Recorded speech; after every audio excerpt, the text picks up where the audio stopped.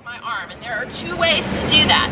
First of all, sometimes when you ask somebody if they need a sighted guide, if they want to take your arm, their natural tendency, because they've done this before, and this is not true with everybody, is to actually put out one of their arms kind of bent, and I know you can't all see my hands, but with their hands kind of in I don't want to say a vice-like grip, because that might terrify you guys, but kind of in a gripping formation, right? With their thumb and their fingers ready to grab your upper arm. So some people will do that naturally, and it will be your job to get in the appropriate position, which we'll talk about in just a minute. If they don't stick out one of their hands and make it really obvious where you should stand, then you can say, hey, Walei, do you have a preferred side that you would like me to stand on? Yes, my left side. Well, conveniently enough, I am on his left side. So if he has not stuck out his hand, one thing that I can do is approach him on the side that he has requested. And some people have preferred sides because either they just have a preference, maybe they hear better out of that ear, or maybe they have a service animal or a cane that they use with the other hand. So it's really important to get that preference right. So if he's preferred something, I can approach him and I can just kind of bump him with the back of my hand. So I bumped the back of his hand with the back of my hand, and he's now grabbed my arm, okay? So most people will grab your upper arm with their fingers kind of close to your side and their thumb on the outside of your arm. Everybody has a slightly different way they do it, but that's kind of the standard. The proper position, when you're in the right position, the way it's going to be is you're going to be a half step ahead of the person who is blind. And that's totally okay. It's not that they're subservient to you or anything like that, or following you. It's that they can actually, if they're a half step behind, that person is going to sense what your body is doing a split second before they have to do it themselves, okay? So we're in our stance here. I want to tell you, when you're walking, you don't want to tense up the arm that is holding that person, because first of all, you'll get a little tired. Second of all, they'll actually get less information. So you want to make sure you walk at just a regular pace and with your regular posture. You guys with me? Okay, so we're going to walk, and one of the things that we're going to do as I'm walking, and I'm not going to go very far here, one of the things that we're going to do is we're going to communicate, right? And we're going to talk back and forth, and I'm going to let Walei know, hey, there's a step coming up. Hey, we've got to go down some steps. Do you want to grab the railing? It's really crowded here, so we're going to go a little slow. And he's going to let me know things like, hey, can you walk a little slower? Can you walk a little faster? What's that noise over there? And we're just going to talk back and forth, right? So it's going to be a communication thing. You want to think safe, not necessarily elegant. It doesn't have to be pretty today, people. We just don't want anybody walking into under like low-hanging tree limbs or anything like that. So remember, you're double wide. You want to really keep an eye out, especially on the person that you're guiding's far side, for obstacles that you might not normally pay attention to, okay? Two more quick tips about walking. It's going to be crowded today, so one trick you may use is if you need to walk single file through a narrow area between some traffic cones, between a crowd, one trick that you can do is as you're walking, you can place your guiding arm behind your back, right? And the person who you're walking with might shift their grip, or they may just naturally fall behind you, but this is a great way to kind of get through a narrow, crowded space. I'm not coming for you, I swear. Okay, so that's one tip that I think will really help you today. The other tip is you may be walking someone to a chair or a particular seating location. So one really great way to show them where that seat is to place the hand of your guiding arm on the back of the chair. If that's the easiest thing to reach, you may have to reach the seat. Let them know, hey, we've reached this chair, my hand is on the back, and what Walei can do now is if I can follow my hand, my arm down to where my hand is reading the back of the chair, and then I can step away and he can seat himself in whatever way works best for him, okay? So you guys feel like you might be able to guide somebody a little bit better? Oh, Walei wants to add something, yeah. Hi, this is Walei Sabry. I've probably emails with a lot of you. Hi, and so if you guys ever have any questions, you can walk up to any of us at any point. But I did want to add that when you do ask blind people for if they want assistance, they will have preferences. One of which is the sighted guide, which is what she described. But other blind people might want to be,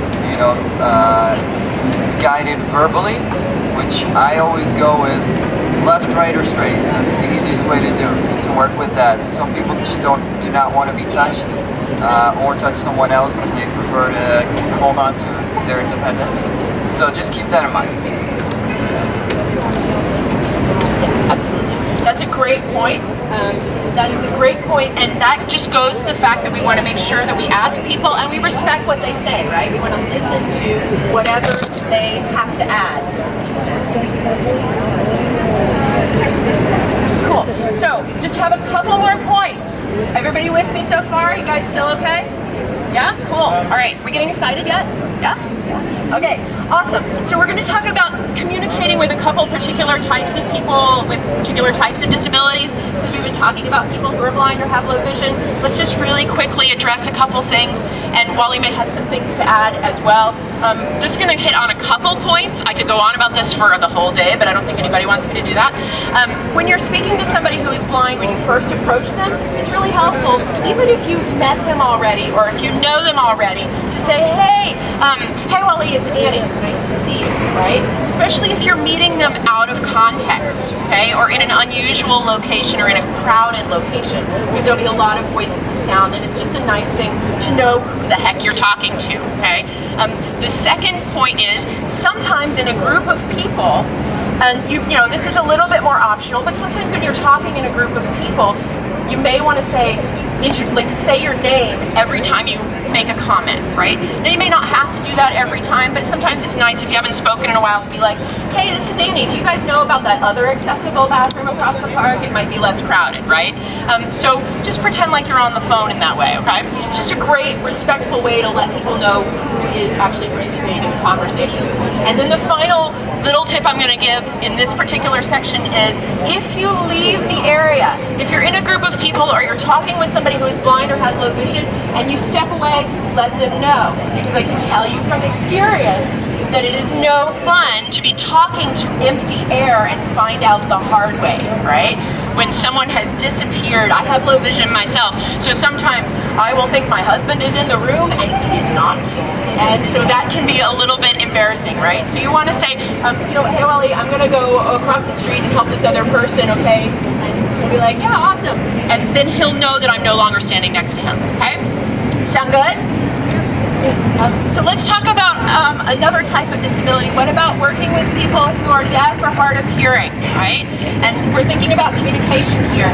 In terms of people who sign, right? There are maybe deaf people who speak American Sign Language or another form of sign language. There are actually a lot of different languages that are signed, right? We're going to have interpreters at various locations. So if someone needs to communicate with you and they do not have their own interpreter, then there will be interpreters throughout the parade area who can jump in and help you communicate, okay? So that's one thing to remember. Another thing is that sometimes people who are deaf or hard of hearing read lips, right? And if you sense this happening, what you want to do is just continue to talk at the normal pace that you normally do in your normal voice, okay? The one thing that you may want to revise what you're doing is make sure that if you notice someone reading your lips, make sure that your face is always turned toward them so they get a great view of your face, right? The second thing to remember is if you over-enunciate, right, then that actually distorts what your lips look like, so it might even make it harder for them to understand you. Make sense?